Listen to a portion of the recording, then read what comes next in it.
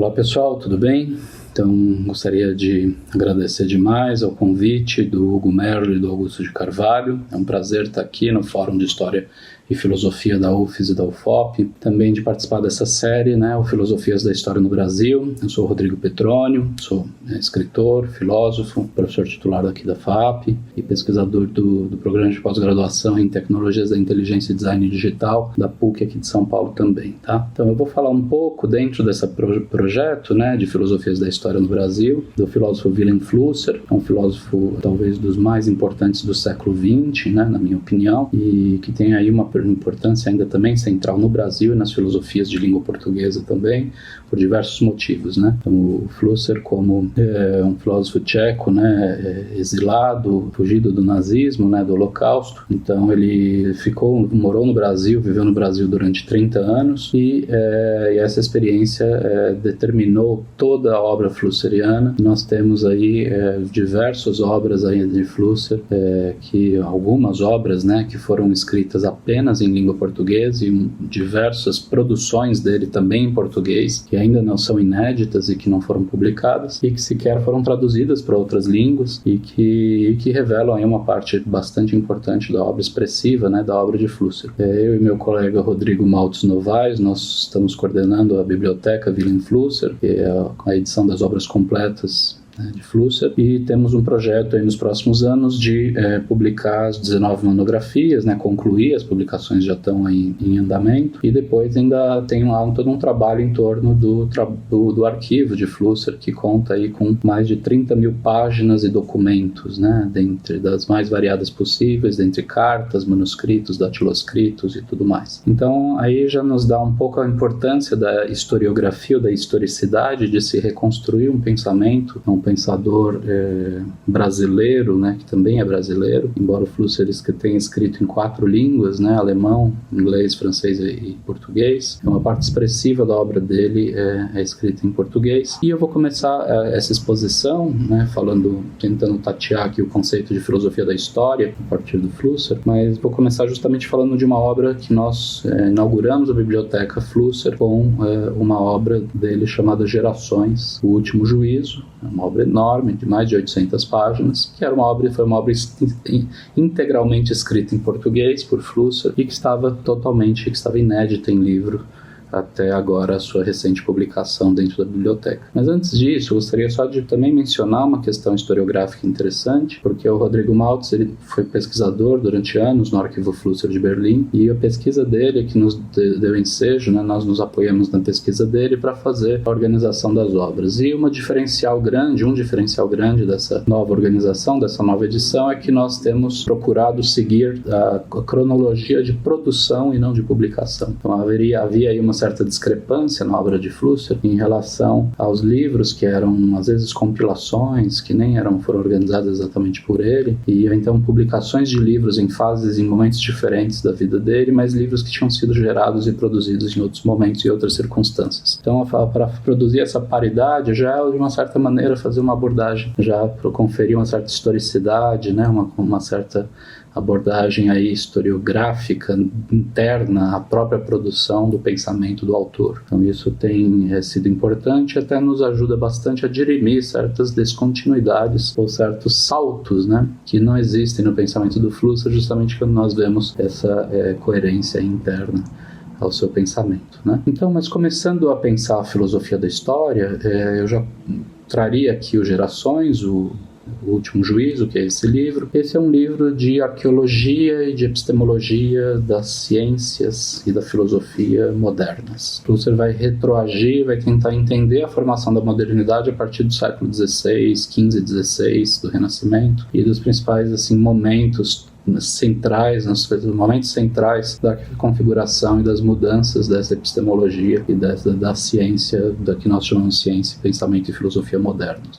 Existe um documento curioso, super importante, que o Maltz descobriu e mais ou menos comprova que o Flusser teria assistido a uma conferência de Foucault quando Foucault esteve aqui no Brasil, na Maria Antônia, na USP. Então isso também é interessante porque no fundo o Flusser já estava trabalhando nessa obra quando ele viu essa conferência. Então não existe exatamente uma semelhança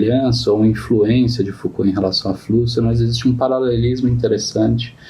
entre a construção dos saberes da genealogia e da arqueologia em Foucault e a construção dessa obra chamada Gerações. Qual que é a diferença, né? Digamos assim que as epistemes, se é que se pode dizer assim, as gerações de Flusser, elas são mais flexíveis do que as epistemes de Foucault. As gerações, elas estão mais atreladas a um certo movimento de continuidade, de descontinuidade, mas de profundas e assim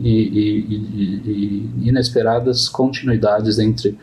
momentos da história que pareciam ter produzido algum tipo de ruptura ou de cisão. Então é por isso que ele está tentando escavar para tentar buscar o quê? Ele busca uma profunda continuidade na formação desse pensamento moderno em relação ao pensamento do século XX. Mais do que o pensamento, a própria experiência existencial dos humanos no século XX. Eu diria que a historicidade, a filosofia da história de Flusser, ela começa com uma pergunta. E a pergunta seria: o que possibilitou o absurdo? O absurdo é Auschwitz e a experiência que Flusser teve com o nazismo, né, quando ele perdeu parte da família dele no Holocausto. Essa pergunta ela é matricial na obra de Flusser, embora ele às vezes não a toque, né? Ele a tangencia ou às vezes ele não a ataca diretamente, mas essa pergunta ela está lá e no fundo essa pergunta está no livro dele chamado Pós-História. Então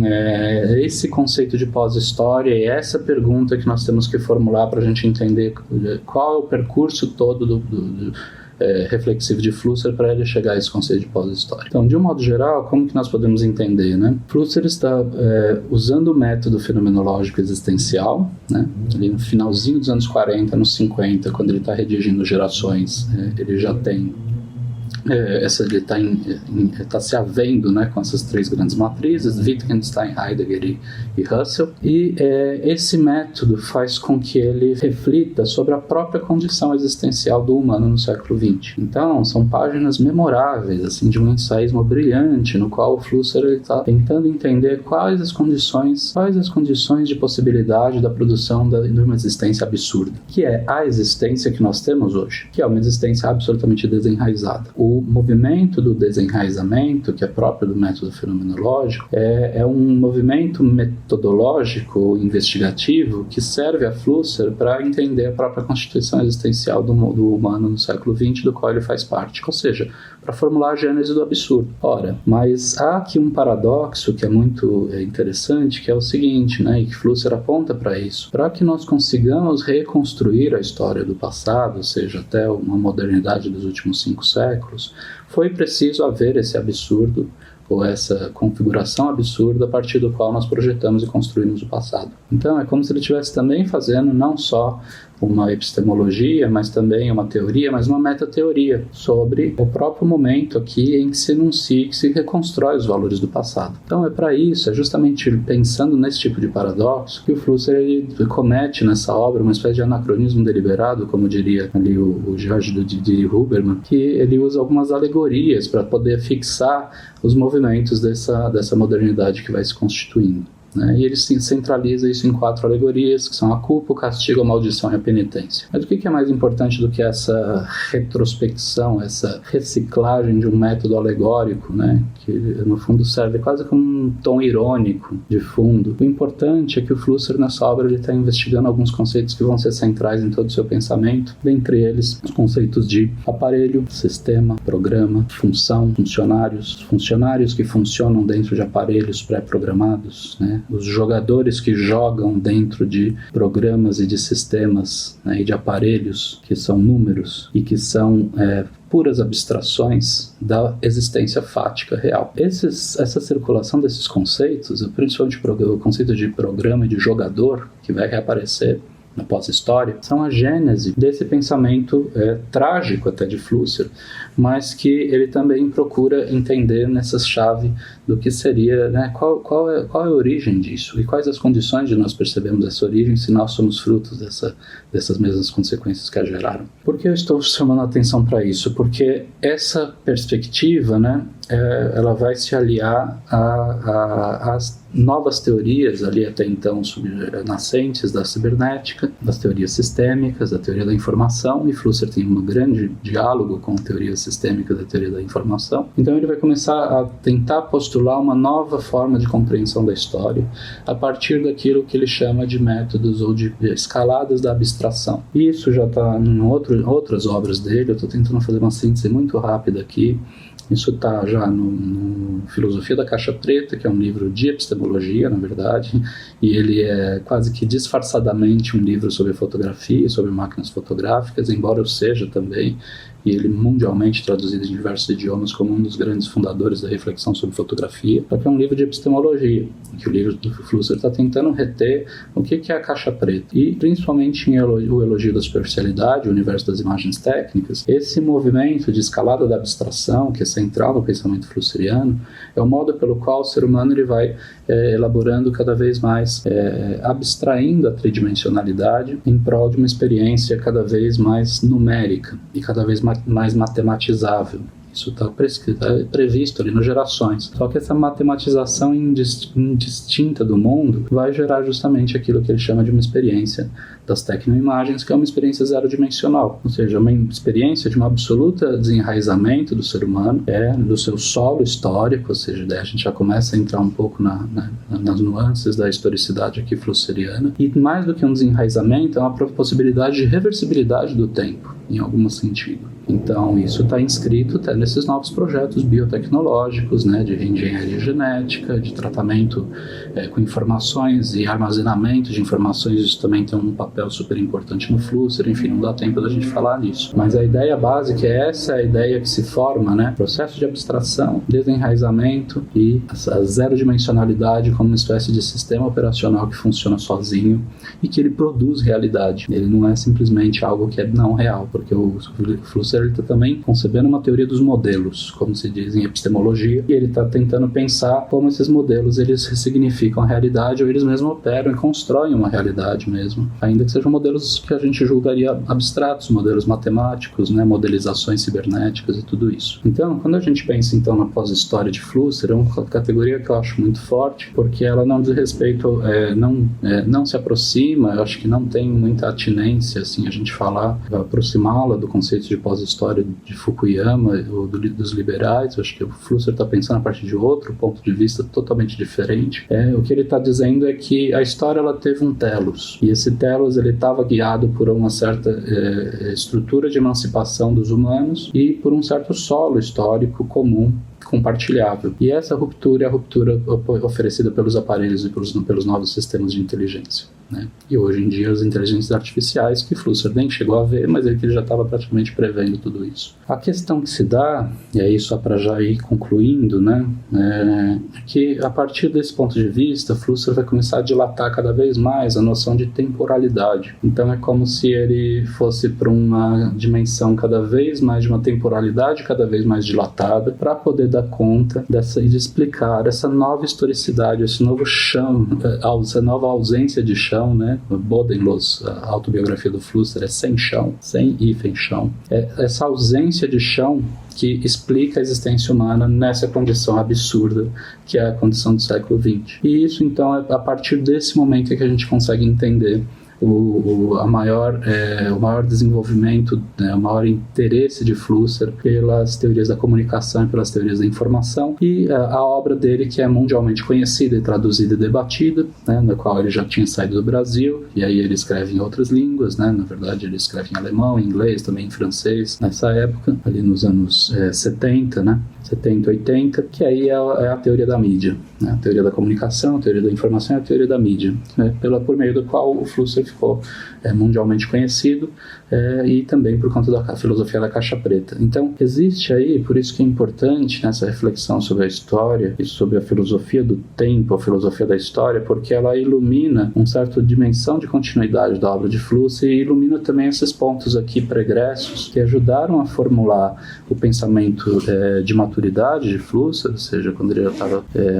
uma idade mais avançada, e que digamos assim, todo Flusser ele ele é estudado aqui pelo fim. E por que existe essa dilatação da temporalidade, né? Aí entra num ponto que daí talvez seja um ponto talvez de dilema ou de debate entre historiadores e teóricos da comunicação, ou de historiadores e teóricos da mídia, porque o Flusser ele vai tentar compreender essa experiência da pós-historicidade a partir de uma dimensão, de uma dilatação temporal que, no limite, dá ensejo a uma visão transhistórica, ou uma transhistoricidade dos fenômenos. E por isso o final do pensamento dele é caracterizado, por exemplo, a um livro chamado Hominização. O Flusser está cada vez mais interessado nas narrativas de longa duração e também nos próprios fenômenos midiáticos, mas entendendo o midiático não como simplesmente aquilo que é de novas tecnologias, isso pouco interessava para o Flusser, embora ele seja um grande teórico disso. A teoria da mídia do Flusser é uma teoria da comunicação e dos meios e da mídia, é uma teoria que é muito forte, no sentido de pensar todos os meios e mediações, e não apenas a mídia como novas tecnologias. Ora, e para pensar todos os meios e mediações, nós temos que entender qual foi o meio que foi quebrado, qual a própria relação ecossistêmica do ser humano com seus múltiplos mundos, que foi praticamente devastada e erodida com a modernidade, com o capitalismo, e até nós culminarmos no século XX no absurdo. A partir desse movimento é que ele vai reintegrar ou vai reconfigurar o sentido mais amplo de história, nós poderíamos dizer assim. Existem muitas coisas que a gente poderia falar, o próprio conceito de entropia e de negentropia, né, que o Flusser trabalha bastante, trabalha de modo disperso em várias obras, mas principalmente na obra A Escrita, e que diz respeito justamente à formação da memória, à estruturação histórica, na historicidade humana posta em memória, posta em texto, né, e preservada e tudo mais, e outros aspectos aí que seriam interessantes também, até de mudanças em relação àquilo que nós chamamos de humano, né, um Vampiroteutes Infernalis, né, e que também essas abordagens que já estariam ligadas a esse momento que é pós-histórico, nessa acepção que eu mencionei, mas que também pode ser propiciador de outras experiências interessantes ou de outros padrões cognitivos, por exemplo, a descentralização radical do ser humano, e isso está aí, né, já finalizando e concluindo, isso também chama atenção e tem me guiado as minhas pesquisas, porque o Flusser estava intuindo ali nos anos 40, 50, 60 questões que nós estamos vendo hoje em dia com a algoritmização do mundo e todos esses sistemas, né, de vigilância e tudo mais, tudo isso já está posto lá, já está previsto, e ele está tentando trabalhar para tentar compreender esse fenômeno da melhor forma possível. Então, enfim, haveria muitas coisas aqui para dizer, mas eu vou ficar por aqui. Agradeço mais uma vez o convite, e é um prazer, e quero muito acompanhar o que os colegas, as produções, as publicações desse evento de perto, e mais uma vez obrigado pelo convite, e até mais.